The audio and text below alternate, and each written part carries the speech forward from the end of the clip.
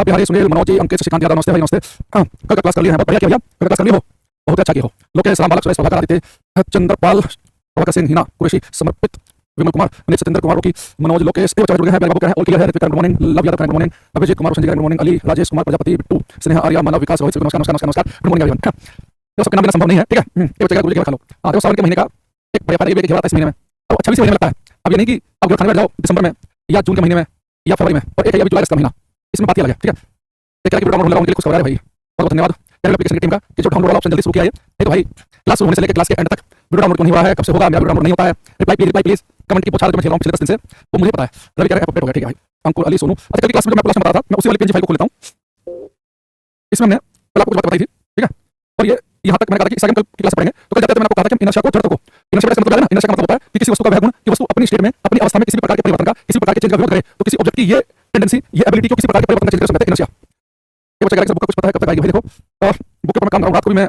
1 बजे तक लगा हुआ था। एक्चुअली में क्या है कि बुक का काम बड़ा टिपिकल काम है, एक क्वेश्चन क्रॉस चेक करना और उसका हिंदी ट्रांसलेशन जो हिंदी वीडियो वाली बुक है वो सही से हुआ कि नहीं हुआ, फिर बहुत सारी बातें उसमें थोड़ा सा लगा समय। अब मैं उसमें लगा हूं रोज। आज की आपकी क्लास खत्म होने के बाद शाम को मेरी क्लास पौने 8 बजे है, उसके जो पूरा दिन मैं ये काम करूंगा, कल भी ये करना है, संडे तक ये करना, तो थोड़ा सा टाइम लगेगा, मैं बता दूंगा आपको, ठीक है। बाकी ये कि चीज अच्छी आए है ना, ये ना कि उसमें एरर हो, और खास तौर से बिल्कुल भी आंसर की और क्वेश्चन में एरर नहीं होना चाहिए। अगर एक बार क्वेश्चन में ऐसा एरर लगे ना कि आंसर की में कुछ हो रहा है क्वेश्चन और आंसर है कुछ और, तो फिर वो हम हर क्वेश्चन में डाउट करने लगते हैं। हमारे मन मुताबिक आंसर नहीं मिला तो लगता है कि आंसर की गलत है, तो इसलिए बहुत बात देखनी पड़ती है। थोड़ी सी बात क्लास नंबर तो ठीक हो जाएगा, उसका मतलब, ठीक है। प्राइस क्या होगा भाई बता देंगे भाई, प्राइस डिसाइड होती है लास्ट स्टेज होती है, ठीक है। देखिए बेंगलुरु में मिलेगा, बेंगलुरु में इंग्लिश में है, ठीक है। चलो अब यहाँ पे आते हैं। अब मैं आपसे कह रहा हूं कि इनर्शिया को 3 भागों में डिवाइड कर सकते हैं, जो बच्चे कल क्लास में थे लाइव या बाद में क्लास देख चुके हैं वही क्लास कंटिन्यू करना। एक मैंने कहा कि इनर्शिया ऑफ रेस्ट, एक कहा इनर्शिया ऑफ मोशन और एक कहा इनर्शिया ऑफ डायरेक्शन। तो हम इनर्शिया को जड़त्व को 3 कैटेगरी में करेंगे, विराम का जड़त्व, गति का जड़त्व और दिशा का जड़त्व। अब इनके हम एग्जांपल डिस्कस करेंगे, बड़े काम के हैं, तो मैं आपसे आगे पीडीएफ से क्वेश्चन पूछूंगा तो आपको ये पता होना चाहिए, ठीक है, कि इनर्शिया ऑफ रेस्ट का एग्जांपल क्या, मोशन का और डायरेक्शन का क्या है, ठीक। अब इसमें चलेगा भाई एडब्ल्यूटीपी में फिजिक्स बनाते हैं, फिजिक्स सेम रहती है, तुषार कुमार इससे तो बता दे कि अलग फिजिक्स आती है, फिजिक्स सेम होती है मोर और लेस। ये हो सकता है किसी में क्वेश्चन 5 आ जाए, किसी में 10 आ जाए, किसी में 1 आ जाए, फिजिक्स सेम होती है, ठीक है। यहां पर अप्लाई ध्यान दो, इन चीजों ध्यान दो। देखो टोटल इनर्शिया ऑफ रेस्ट है, इसमें शुरुआत करते हैं। तो मैं कुछ एग्जांपल बताऊंगा, बाद में क्लास खत्म होने के बाद इन एग्जांपल को ना जो मैं बताऊंगा अपनी लैंग्वेज में लिख लेना, वरना लैंग्वेज में बैठने के लाइन को घंटा हो जाएगा, तो इन सबको ध्यान से समझेंगे, मैं समझाऊंगा आपको, बाद में अपनी लैंग्वेज में लिख सकते हैं। देखो बेटा इनर्शिया ऑफ रेस्ट का शुरुआत करते हैं। इसमें मान लो कि ये बेटा एक ट्रेन है या बस है, आप इसके अंदर खड़े हुए हैं, ठीक।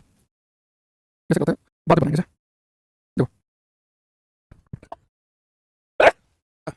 सॉरी, देखो आप मान लो बस में ट्रेन में खड़े हुए हैं, आपका शरीर रुका हुआ है और बस रुकी हुई है। अगर आप रुके हुए रेस्ट पर आपकी बॉडी लगातार रेस्ट पर ही रहना चाहिए, आपको पता है। आप ऐसे खड़े थे तो जिस बस में खड़े जैसे अचानक से आगे बढ़ती है तो आपने चीज महसूस की होगी। आप जिस बस में है जो अचानक से आगे बढ़ती है तो उसके अंदर खड़े व्यक्ति पीछे की तरफ देखते हैं, तो रुकी हुई ट्रेन या बस जब अचानक से आगे बढ़ेगी तो क्या होगा, रुकी हुई ट्रेन या बस जब अचानक से आगे बढ़ेगी तो इसके अंदर के जो यात्री हैं वो पीछे की तरफ देखते हैं ना, इसकी वजह है इनर्शिया ऑफ रेस्ट, विराम का जड़त्व। वो देखो कैसे, अब बात को ध्यान समझना। भाई जब आप इस बस के अंदर खड़े हुए थे, आपका पूरा शरीर रेस्ट पर था, विराम अवस्था में था। अब जैसे बस आगे की तरफ बढ़ी तो आपके पैर को बस के फर्श के साथ में चिपके हुए हैं, तो बस आगे बढ़ेगी तो जो पैर उन पर भी फोर्स लगेगा और बल्कि वो चीज जो स्टेट अवस्था बदल सकता है। जैसे बस आगे बढ़ेगी तो बस के साथ जो आपके पैर चिपके हुए हैं ना वो भी साथ साथ आगे बढ़ जाएंगे, लेकिन ऊपर वाला है कि इसमें रेस्ट पे रहना चाहेगा। अब सोचो आपके शरीर का ये ऊपर वाला हिस्सा तो वहीं रहना चाह रहा है, लेकिन पैर जो चिपके हुए हैं फर्श के साथ में वो बस के साथ आगे बढ़ना चाह रहे हैं, तो शरीर का नीचे वाला आगे बढ़ना चाह रहा है, ऊपर वाला हिलना चाह रहा है, या नीचे वाला आगे बढ़ना चाह रहा है, तो इसलिए पीछे की तरफ देखते हैं। तो क्योंकि हमारी बॉडी जो रेस्ट पर थी वो रेस्ट पर ही बनी रहना चाहेगी, फोर्स लगा पैर ऊपर जिस पर लगेगा उसकी स्टेट बदल जाएगी, तो पैर भी बस के साथ आगे बढ़ जाएंगे और वहीं रहना चाह रहा है, पीछे की तरफ देना है। ये क्वेश्चन के बाद आता है रुकी बस के आगे बढ़ने पर यात्री जो पीछे की तरफ देते हैं, ये किस वजह से होता है, इनर्शिया ऑफ रेस्ट की वजह से, विराम के जड़त्व की वजह से, ठीक है। दूसरी चीज इसका बड़ा फेमस एग्जांपल है, जैसे कि आपने किया ये ऐसे कोई मान लो कि पेड़ है, ठीक है, और इस पेड़ के ऊपर फ्रूट लगे हुए हैं। जैसे आप इस पेड़ को पकड़ के हिलाते हैं, इसके टहनियां आपने पकड़ के हिलाया तो उससे फ्रूट नीचे गिरने लगते हैं। तो किसी पेड़ को पकड़ के हिलाते हैं तो उससे फ्रूट नीचे गिरते हैं, वो बेटा इनर्शिया ऑफ रेस्ट की वजह से, विराम के जड़त्व की वजह से। जब फ्रूट लगा रेस्ट पर रहना चाहेगा, आपने टहनी पकड़ी, टहनी पर फोर्स लगाया, तो फोर्स लगाया, टहनी पर आगे निकल गई, ये फल वहीं रहना चाह रहा है, तो आपस में सेपरेट हो जाएंगे।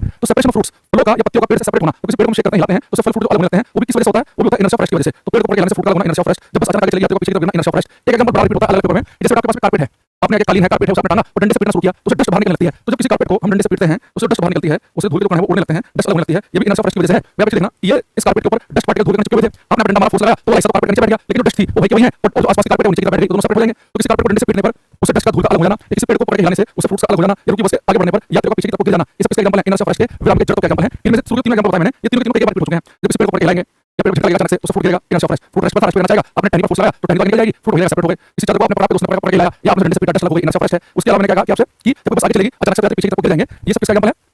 सेपरेट होना अलग हो जाना, ये बच्चों सेपरेट नहीं पता, सेपरेशन लाइक सेपरेट होना अलग हो जाना, तो वो सब किसका एग्जांपल है, इनर्शिया ऑफ रेस्ट का। इसके अलावा आपने एक एग्जांपल आपको बताऊं जो आपने देखे होंगे। देखो कई बार आपने देखा होगा कि कुछ लोग जो फिजिक्स को YouTube पर या Instagram पर या रील में थोड़ा एक्सपेरिमेंट करके बताते हैं, उसमें आपने चीज देखी होगी। जैसे मान लो कि वो क्या करते हैं, एक टेबल लेगा बंदा, टेबल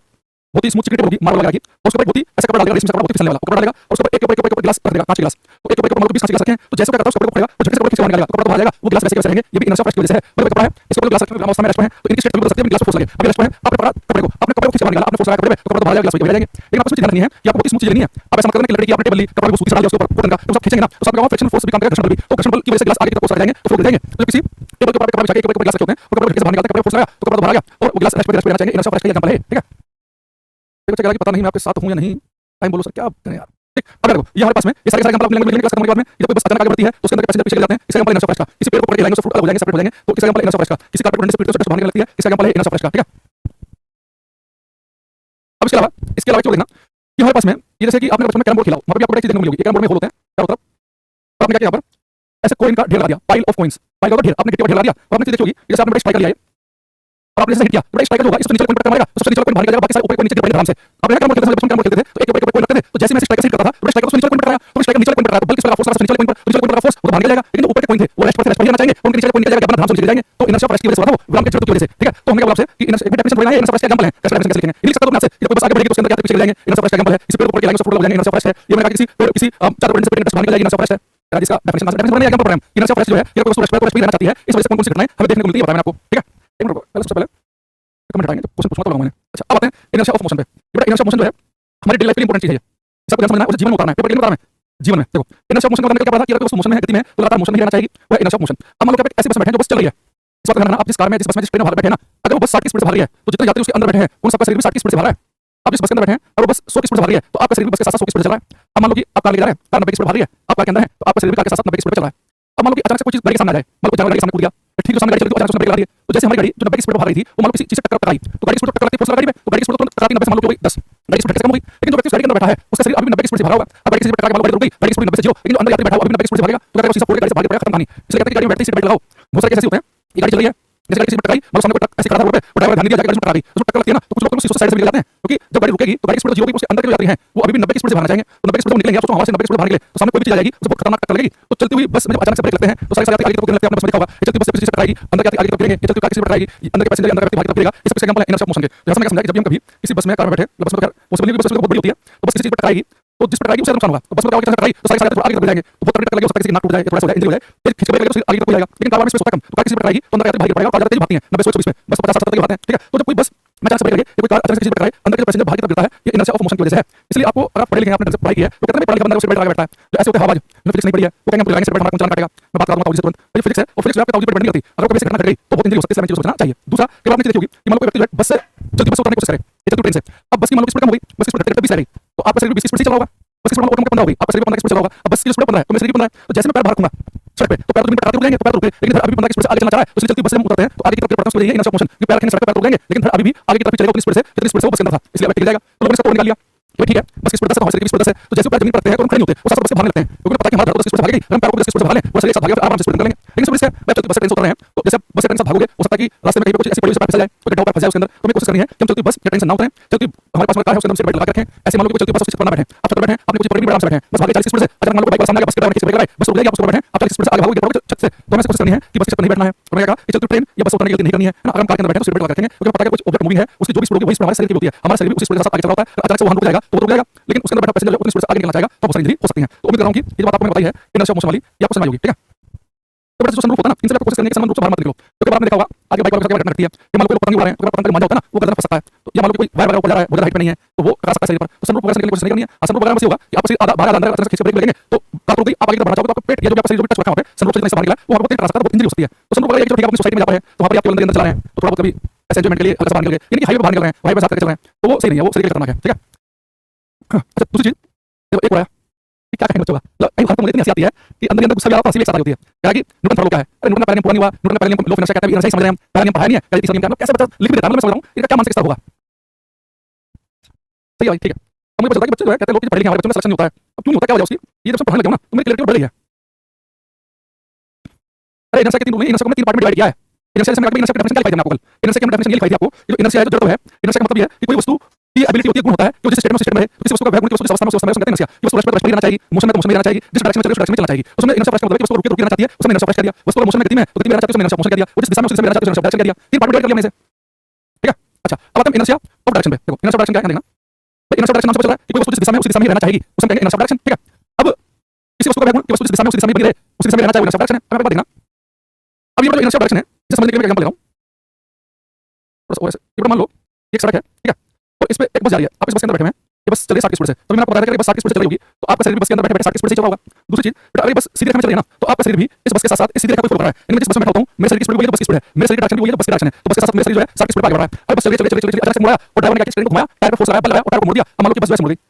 बड़ा आपने देखी होगी कि जैसे कोई बस किसी मोड़ पर मुड़ती है, जैसे कोई कार कोई बस किसी मोड़ पर मुड़ेगी तो हम सकते हैं खिड़की से बाहर की तरफ निकलेगा ना, तो बस में बैठे हैं, बहुत शॉर्ट मोड़ है, बहुत स्मूथ गाड़ी मुड़े, तो ऐसा वर्क होता है बस के साथ। और कुछ जगह बड़ी सीधी होती है, बैक साइड सीधा होता है। तो कोई बस किसी मोड़ पर तेजी से मुड़ती है तो हमारा शरीर तो बाहर की तरफ गिरता है, क्यों लगता है कि बस ऐसे मुड़ रही है, और लगता है कि हमारा शरीर बाहर की तरफ जा रहा है। उसकी वजह क्या है कि जब बस सीधी चल रही थी ना, तो मेरा शरीर उसके साथ सीधे चल रहा था, मेरा शरीर जो है वो इस वाले डायरेक्शन को फॉलो कर रहा था, इस बस के साथ सीधे डायरेक्शन को। लेकिन जैसे बस अचानक मुड़ेगी तो मेरा शरीर बस यहाँ पर है, लेकिन मेरा शरीर इस डायरेक्शन को फॉलो करना चाहता है, तो इस डायरेक्शन में जाना चाहता हूँ, इसलिए मेरा शरीर जो है जैसे बस आगे बढ़ेगी इस डायरेक्शन को फॉलो करना चाह रहा है, इसलिए बाहर की तरफ गिरता दिखाई देता है। जब बस अचानक से मुड़ती है तो उसके अंदर क्या है, बाहर की तरफ गिरता है, इनर डायरेक्शन की वजह से, दिशा की जरूरत की वजह से। जब बस सीधी चल रही थी तो उसका शरीर बस के साथ सीधा चलना चाह रहा था, लेकिन बस मुड़ेगी तो शरीर उसी डायरेक्शन को फॉलो करना चाहेगा, उसी दिशा में जाना चाहेगा, इसलिए आपको बाहर की तरफ गिरता दिखता है। ठीक है, तो अगर मैं आपसे कहूं कि हमारे पास में तीन चीजें हैं, एक इनर्शिया फ्रेश क्या है कि कोई वस्तु अगर रेस्ट पर ही रहना चाहती है, विराम अवस्था में बना रहना चाहती है, इसे कहते हैं इनर्शिया फ्रेश। इसकी वजह से क्या होता है कि रुकी बस अचानक चलेगी तो हमारे शरीर पीछे को गिरेगा, इसलिए रेस्ट पर फ्रेश रहना चाहेगा, बस आगे बढ़ी तो पैर पीछे गिरेगा, पीछे इनर्शिया फ्रेश। पेड़ ऊपर के लेफ्ट लगोगे इनर्शिया फ्रेश, इसी कार्पेट से पेड़ टच लगोगे इनर्शिया फ्रेश। लेकिन बस या ट्रेन या कार मूविंग होगी तो चलती हुई कार में, चलती हुई ट्रेन में, चलती बस ब्रेक लगेंगे अचानक से, या तो जो आगे की तरफ देंगे इनर्शिया ऑफ मोशन, चलती बस से या चलती कार से, चलती जो भी चीज आपको देंगे आगे की तरफ देंगे जो आप देते हैं वो इनर्शिया ऑफ मोशन, चलती बस या कार किसी मोड़ पर तेजी से मुड़ती है तो हमें लगता है कि हमारा शरीर बाहर की तरफ गिर रहा है, इनर्शिया ऑफ डायरेक्शन। ठीक है, अब मैं आपको यहाँ पर एक क्वेश्चन, दो तीन क्वेश्चन पूछूंगा, अब आपको आंसर बताना है कि जो मैं क्वेश्चन पूछा हूँ उसका आंसर इनर्शिया ऑफ रेस्ट है या इनर्शिया ऑफ मोशन है या इनर्शिया ऑफ डायरेक्शन है। विराम का जड़ता है, गति का जड़ता है कि दिशा का जड़ता है, शॉर्ट में लिखना इनर्शिया फ्रेश आईओआर लिखना, इनर्शिया ऑफ डायरेक्शन। फिर आप देखेंगे क्वेश्चन नंबर, उसका लिखेंगे आईओआर आईओएम या आईओडी। तो क्वेश्चन मेरा क्या है,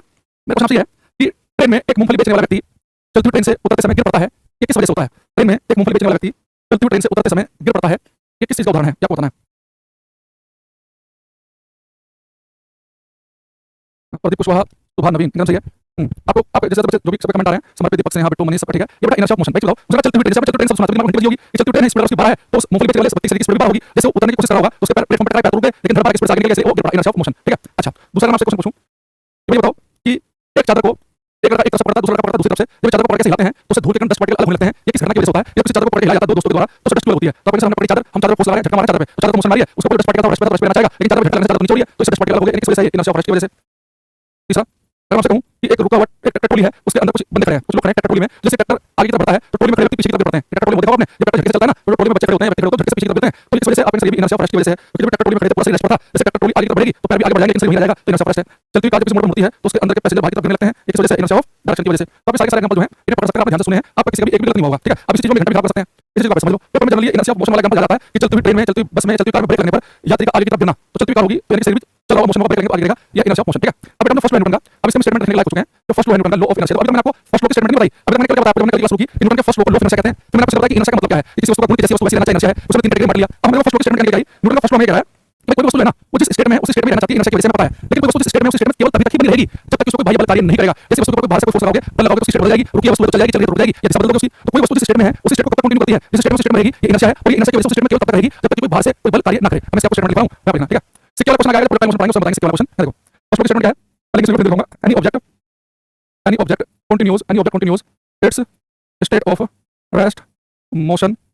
or direction. Any object continues its state of rest, motion or direction until or unless an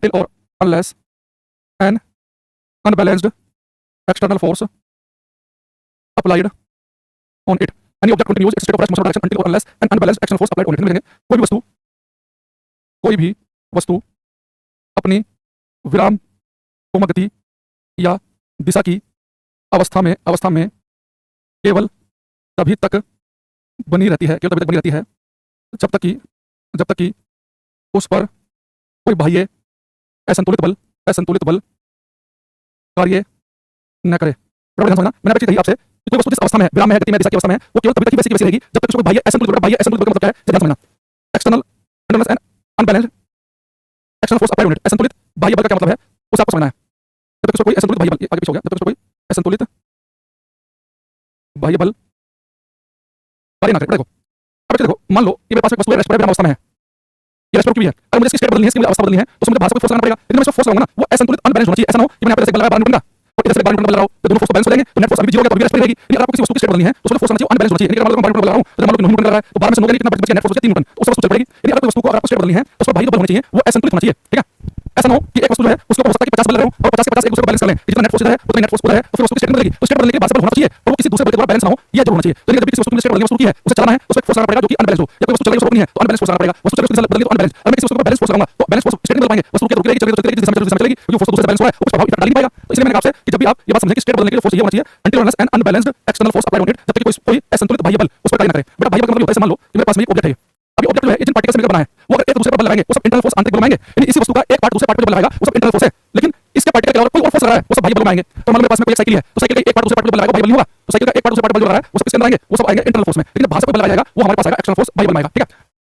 हाँ, तो कोई वस्तु जिस स्टेट में है उस स्टेट में केवल तब तक रहती है जब तक उसको कोई बाह्य असंतुलित बल कार्य ना करे। देखो तो कल क्लास में स्टार्ट करते हैं। कल क्लास में हमने यहाँ से स्टार्ट किया था कि फर्स्ट लोग हम लोग इनर्शिया कहते हैं, फिर उससे पढ़ा कि इनर्शिया वर्ड है, जड़ शब्द का प्रथम उपयोग गैलीलियो साहब ने किया था। ये गैलीलियो जो है पहली बार मोशन के बारे में डिस्कस किया ढंग से, ठीक है। हालांकि इससे पहले अरिस्टोटल अस्तु कर चुके हैं, और अस्तु ने जो चीज बताई वो बाद में टेक्निकली बताने के लिए, फिर गैलीलियो ने बताया मोशन के बारे में, न्यूटन ने बताया बाद में आया। तो कभी आप कहना कि मोशन के बारे में किसने बताया पहली बार, अरिस्टोटल अस्तु, फिर बताया गैलीलियो, फिर बाद में बताया न्यूटन का, ठीक है। हाँ, अगर पूछे गति के नियम किसने दिए, गति को पहली बार किसने बताया वो अलग क्वेश्चन है, गति के नियम किसने दिए, न्यूटन ने दिए 3 नियम। अब पहले नियम को मैंने बताया कि इसमें संगत लोग इनर्शिया पहली बार यूज किया गैलीलियो ने, और इनर्शिया शब्द का मतलब क्या है कि किसी वस्तु का वह गुण जिसकी वजह से वस्तु अपनी विराम गति की अवस्था में परिवर्तन का विरोध करे उसे हम जड़ कहते हैं, और जड़ उस वस्तु का ज्यादा होगा जिसका मास ज्यादा होगा, किसी वस्तु की जड़ की माप होता है उसका द्रव्यमान, mass is the measure of inertia. हमने एग्जांपल लिया था कि अलग प्रकार की वस्तु में जिसका मास ज्यादा होगा उसका इनर्शिया भी ज्यादा होगा। फिर मैंने कहा कि इनर्शिया को 3 तरीके में बांटते हैं कि वस्तु का रेस्ट पे रहना चाहती है इनर्शिया ऑफ रेस्ट है, वस्तु का गति में गति में रहना चाहती है इनर्शिया ऑफ मोशन है, वस्तु जिस दिशा में चल रही है उस दिशा में चलती है इनर्शिया ऑफ डायरेक्शन है। इसमें एग्जांपल क्लास में डिटेल डिस्कस कर लिया। फिर मैंने कहा कि फर्स्ट लो में अल्टीमेटली न्यूटन ने बताया कि कोई वस्तु जिस अवस्था में उस अवस्था में कर सकती है जब तक कोई अनबैलेंस बाह्य बल ना लगे, जैसे कोई अनबैलेंस बाह्य बल लगेगा तो उसकी स्टेट बदल जाएगी, ठीक है। तो यहां तक किसी को डाउट है तो बताओ एक बार, फिर मैं न्यूटन के सेकंड लो की तरफ आ रहा हूं, ठीक है। हां, प्रिंसिपल बुक में 1687 में बताया था, और ये इस तरह की बदतमीजी क्लास में करो, एक बार और रिपीट कर दो, हमें नहीं चला क्लास में कि पिछले 35 मिनट में बताया कि उसको रिपीट हो जाएगा वो। टेक्नीशियन ग्रेड 1 में जो जनरल साइंस वाला पार्ट होगा तो हो जाएगा, लेकिन ग्रेड 1 जो है टेक्नीशियन का उसमें आपके डिप्लोमा के उससे भी क्वेश्चन आते हैं, वो आपको करने पड़ेंगे, जनरल साइंस वाला पार्ट हो जाएगा। नो डाउट, ठीक है, नो डाउट। देखा चला क्लास में इतने बच्चों ने डाउट की समझ सही लिया, और डाउट की स्पेलिंग बोल देते हैं क्लास में। अब मैडम सेकंड लो पर दूसरे नियम पर, इस सेकंड लो पे आने से पहले मैं कुछ बातें आपके साथ डिस्कस करूंगा। इस सेकंड लो को समझने के लिए कुछ थोड़ा सा अलग सा माहौल और समझना होगा। देखो देखो इसका क्या पढ़ाना है हम डिसाइड करेंगे मानो, ठीक है। तो जब जो पढ़ाना होगा पढ़ा देंगे। अब देखो एक चीज, एक एग्जांपल कराएं सर, क्या करो इसका, कराइए एग्जांपल कराएं। आपका क्या चल रहा है भैया, हैं कराइए एग्जांपल कराएं। एक और बंदा आ गया, ये सुनते ही नहीं है, कह जी न्यूटन का पहले नियम को गैलीलियो का नियम क्यों कहते हैं। मैंने कल बताया कि जड़ शब्द से पहली बार यूज गैलीलियो साहब ने किया, इसलिए कहते हैं जड़ शब्द पहले किसी द्वारा गैलीलियो के द्वारा। और मैंने बताया कि जो बात गैलीलियो ने बताई लगभग वैसी बात न्यूटन ने बताई, थोड़ा सा साफ सुथरे तरीके से। चलो अब क्वेश्चन का सुनना, ये ट्रिकी क्वेश्चन है, जो बच्चे पहले किसी से पढ़ चुके हैं वो तुरंत पढ़ लेंगे बात को, बाकी अपना दिमाग लगा के करने की कोशिश करना। देखो क्वेश्चन मेरा क्या है, मेरे पास में 2 पत्थर हैं, ये पत्थर मैंने पढ़ा, ये भी रुका हुआ है, इसकी वेलोसिटी सब शून्य है, इसे मैंने फेंक के मारा, मान लो इसकी वेलोसिटी होगी 0 से 20। ये दूसरा पत्थर लिया, इसे फेंक के मारा, इसकी वेलोसिटी सब में कर दी 0 से 50। तो मैंने ज्यादा बल किस पे लगाया, पहले वाले पे दूसरे वाले पे, पहले पत्थर को फेंका तो उसका वेग मैंने 0 से 20 किया, और दूसरा वाला मैंने फेंका उसका 0 से 50। तो मैंने ज्यादा बल किस पे लगाया होगा, ये बताओ। अगर मैं आपसे कहूं कि एक को मैंने फेंका तो उसकी वेलोसिटी 0 से 20, एक की 0 से 50, तो मैंने ज्यादा बल किस पे लगाया होगा। बिट्टू का आंसर आया जो सुनना चाहते हो नहीं आया।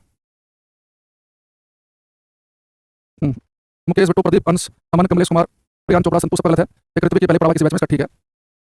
देखो जितने बच्चे कह रहे दूसरे वाले कौन सा गलत है, जो कहना पहले वाले कौन का गलत है। आप एक बताओ, आपने तो नहीं सोचा कि सर आपने एक का वेग किया 0 से 20, एक का किया 0 से 50, आपने तो बताया नहीं कि मास द्रव्यमान कितना है। हो सकता है कि आपने 0 से 50 वेलोसिटी की इधर से पत्थर की, तो इधर से पत्थर का 0 से 50 करना भी आसान है, लेकिन हो सकता है कि आपने 0 से 20 वेलोसिटी की इतने बड़े पत्थर की, तो उसको 5 करना मुश्किल है, बहुत दम लगाना पड़ेगा, 20 तो बहुत ही लगाना पड़ेगा। बेटा आपको कभी पता करना हो कि आपने किस वस्तु के ऊपर ज्यादा फोर्स लगा है, किसके ऊपर ज्यादा बल लगा है, तो क्या आप ये देखने बता सकते हैं कि किसके वेग में परिवर्तन ज्यादा है, किसकी वेलोसिटी में चेंज ज्यादा है, कि वेलोसिटी 0 से 20 हो रही है, 0 से 50 हो रही है। आपको साथ में देखना पड़ेगा कि जिसकी वेलोसिटी में चेंज हो रहा है, जिसके वेग में परिवर्तन हो रहा है, वेग में एक्सेलरेशन तब पैदा हो रहा है, उसका मास द्रव्यमान कितना है। तो बिना मास बिना द्रव्यमान क्या बता नहीं सकते, है ना। अब खुद सोचो कि अगर मैं आपसे कहूं कि मुझे एक इतनी सी ईंट जो है वो नीचे से पहले फ्लोर पहुंचानी है, इतनी सी पहले फ्लोर पहुंचाने के लिए कम बनाना पड़ेगा, लेकिन मेरे पास 50,000 किलो पत्थर, उसे तो उठाना बड़ी मुश्किल बात है, पहले फ्लोर तक फेंक के मारने में तो बहुत ही भयंकर फोर्स लगाना पड़ेगा। तो किसी वस्तु पर कितना फोर्स लगा रहे हैं उसके लिए केवल इस बात से नहीं मामला बनेगा कि वेलोसिटी कितनी बदल रहे हैं, साथ में मुझे पता होना चाहिए कि उसका मास द्रव्यमान कितना है। अगर मुझे किसी वस्तु का मास पता हो और फिर पता चले कि इसकी वेलोसिटी कम बढ़ाई या ज्यादा बढ़ाई, फिर मैं बता सकता हूं कि इसके ऊपर ज्यादा लगाया। बट मैं मास और वेलोसिटी को मिलाकर कम बनाऊंगा, जो मैं फोर्स को डिफाइन करने में, फोर्स को एक्सप्लेन करने में हेल्प करेगी। या फिर लिखेंगे हम लीनियर मोमेंटम रेखीय संवेग, एक टर्म पढ़ेंगे यहां पे, लीनियर मोमेंटम,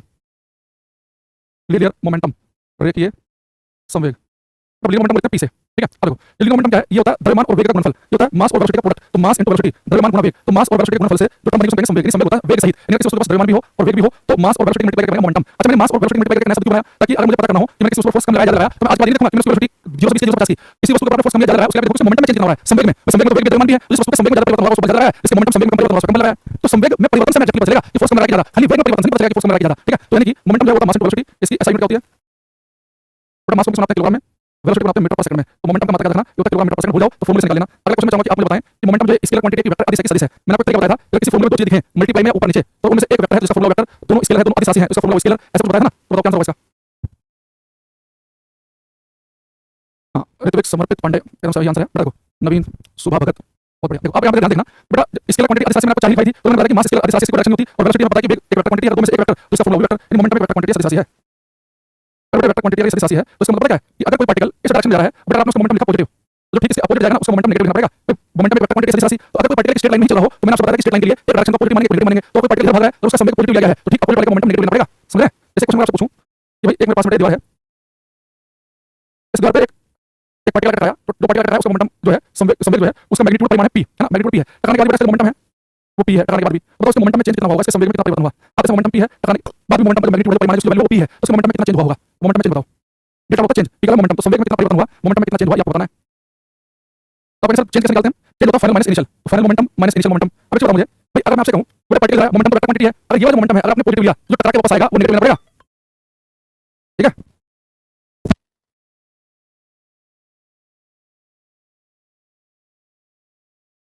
बेटा मोमेंटम जो है उसका मैग्नीट्यूड तो सेम है पर डायरेक्शन बदल रही है, तो डायरेक्शन ये रही है, तो मोमेंटम में जब चेंज करोगे, फाइनल मोमेंटम मान लो आपने ये मोमेंटम है, ये मान लो कि आपने क्या लिया p, तो इधर पर आएगा वो माइनस p होगा, तो जब इसका चेंज निकालेंगे तो चेंज कैसे निकलेगा, final momentum minus initial momentum, तो ये पॉजिटिव तो नेगेटिव लेना पड़ेगा माइनस p, और इनिशियल कितना p है तो -2p आएगा। मोमेंटम में चेंज कितना है -2p। भाई अगर स्केलर क्वांटिटी होता अधिक राशि तो इधर जाओ इधर जाओ तो आप p -p 0 कर लेते हैं, लेकिन स्केलर नहीं वेक्टर क्वांटिटी है। वेक्टर क्वांटिटी में क्या होता है डायरेक्शन प्रोडक्ट ध्यान रखना, वेक्टर क्वांटिटी में डायरेक्शन प्रोडक्ट माइनस आ जाएगा, तो इसका मोमेंटम p है, इसका भी p है, मैग्नीट्यूड तो सेम है, इसका 3 किलोमीटर पर सेकंड है, किलोमीटर पर सेकंड आता है ना, इसका वैल्यू 3 किलोमीटर पर सेकंड है, पर हम ये प्लस 3 है माइनस 3 है, तो मोमेंटम में चेंज आएगा वो कितना आएगा -2p आएगा, ठीक है। या आप कह सकते हैं कि मोमेंटम में चेंज होगा उसका मैग्नीट्यूड हम क्यों देखें, मैग्नीट्यूड में डंडा खींचो, मैग्नीट्यूड इन डायरेक्शन में हटा दें तब 2p भी कर सकते हैं। ये चेंज निकालने के लिए मैं कराता हूं फाइनल माइनस इनिशियल, तो बेटा फाइनल मोमेंटम और इनिशियल मोमेंटम जो है वो दोनों वर्टिकल सेम डायरेक्शन थोड़ी ना है, इधर का मोमेंटम पॉजिटिव है तो फिजिक्स का पॉजिटिव नेगेटिव लेना पड़ेगा, ठीक है। इसका मैं क्वेश्चन आपसे पूछ लूं, मेरे पास में एक मान लो बम रखा हुआ है, बम 200 फट जाए 200 में, तो एक हिस्सा मान लो इधर को भागा इधर को भागा, जो इधर भागेगा ना इसके पास मास भी है, बम का पार्ट है और वेलोसिटी भी है, तो मोमेंटम भी होगा, जो इधर भागेगा इसका मोमेंटम पॉजिटिव मान रहे हैं, जो इसका ठीक अपोजिट भागेगा उसका मोमेंटम नेगेटिव लेना पड़ेगा। तो वेक्टर क्वांटिटी के साथ ये होता है, अगर पार्टिकल इधर भाग रहा है और आपने उसकी वेलोसिटी पॉजिटिव रखी है, पॉजिटिव वेलोसिटी, तो जो अपोजिट जाएगा उसकी वेलोसिटी नेगेटिव लेनी पड़ेगी। तो वेक्टर क्वांटिटी के साथ में डायरेक्शन बदलते ही साइन बदल जाता है। दूसरी चीज जो लिनियर मोमेंटम है मास इनटू वेलोसिटी, यहां पे देखेंगे if particle is at rest, यदि कण विराम अवस्था में हो, अगर बेटा पार्टिकल रेस्ट पर उसकी वेलोसिटी 0, तो वेलोसिटी 0 तो मोमेंटम कितना होगा 0, यानी कि हर वो पार्टिकल जिसका वेग शून्य है उसका संवेग भी शून्य होगा। तो अगर वेग शून्य तो संवेग भी क्या होगा शून्य, वेलोसिटी 0 है तो मोमेंटम भी 0, यानी मोमेंटम उसी के पास हो सकता है जिसके पास वेलोसिटी होगी, संवेग उसी के पास हो, उसके पास वेग होगा, संवेग का मतलब होगा वेग सहित, तो वेग ही शून्य तो संवेग भी शून्य है। तो आप जितने सामान रखे हैं सोफा है, बेड है, चेयर है, टेबल है, ये जो रेस्ट पर है इन सबका मोमेंटम 0 है, लेकिन बाइक भाग रही है तो उसके पास क्या है मोमेंटम, क्योंकि बाइक उसको व्यक्ति बैठा है उसके पास मास भी है और वेलोसिटी भी है, तो मोमेंटम आ जाएगा, ठीक है। तो यदि कण विराम अवस्था में हो तो वेग शून्य तो संवेग भी क्या आएगा उसका शून्य आएगा, ठीक है।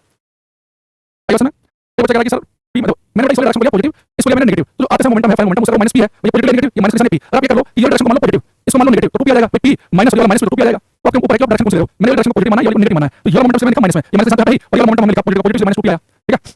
अब यहाँ पर हम न्यूटन का सेकंड लॉ पढ़ने के लिए आ चुके हैं। अगर न्यूटन का सेकंड लॉ के पहले स्टेटमेंट समझना, हमने कहा आपसे कि मेरे पास में दो पत्थर हैं, एक मैंने 0 से 20 का 0 से 30 का 0 से 50, तो ज्यादा बल किस पर लगाया आपको ऐसा नहीं पता चलेगा, साथ में मास भी पता होना चाहिए, पता होना चाहिए। तो अब मैं मुझे पता करना है कि मैंने किस वस्तु पे ज्यादा बल लगाया, तो मुझे एक्चुअली देखना चाहिए कि वस्तु के किसके मोमेंटम में ज्यादा चेंज हुआ, मोमेंटम में मास भी वेलोसिटी भी है, तो द्रव्यमान भी वेग भी है, तो अगर किसी वस्तु के वेलोसिटी में चेंज उसको मास भी पता हो तो ज्यादा बता पाऊंगा कि फोर्स किस पे लगा। तो अगर मुझे पता करना है कि किस वस्तु पे ज्यादा बल लगा तो मुझे देखना पड़ेगा कि संवेग में परिवर्तन ज्यादा हुआ ना कि वेग में परिवर्तन, उसके संवेग में ज्यादा परिवर्तन हुआ, संवेग में द्रव्यमान भी वेग भी है, इसके मोमेंटम में ज्यादा चेंज हुआ फोर्स लगा हुआ ज्यादा। तो न्यूटन का सेकंड लॉ कहता है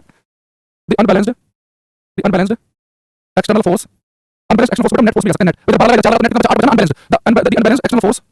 applied on a body is directly proportional to rate of change in linear momentum। Rate मतलब होता है कि कितना तेजी के साथ मोमेंटम बदल रहा है, रेट मतलब कितना तेजी से, rate of change in linear momentum लिखेंगे। किसी वस्तु पर लगने वाला असंतुलित बाह्य बल, लगने वाला असंतुलित बाह्य बल यानी कि नेट फोर्स, किसी वस्तु पर लगने वाला असंतुलित बाह्य बल वस्तु के संवेग परिवर्तन की दर के समानुपाती होता है। समानुपाती अनुक्रमानुपाती एक बात होता है,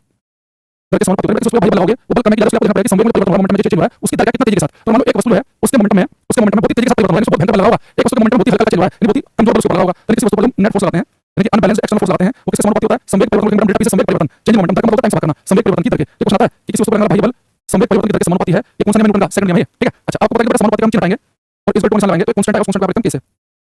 इस फॉर्मूले में ये मोमेंटम संवेग टाइम बल के मात्रा का महसूस करते हैं कि केवल बन रहे, तो यहाँ पे नेट फोर्स है वो होता है delta p by delta t, क्योंकि इस फॉर्मूले में कांस्टेंट है उसकी वैल्यू होती है 1। फिर सबसे याद रखना है ये हमारे काम करने में कि किसी वस्तु पर लगने वाला बाह्य असंतुलित बल की जो नेट फोर्स है वो किसके बराबर होता है संवेग परिवर्तन की दर के rate of change in momentum के। तो ठीक है न्यूटन का सेकंड लॉ क्या बता रहा है कि किसी वस्तु पर फोर्स लगेगा वो delta p by delta t है। अच्छा इस फॉर्मूले में क्या बताना कि फोर्स स्केलर क्वांटिटी एक वेक्टर है, अदिश राशि है, किस राशि है।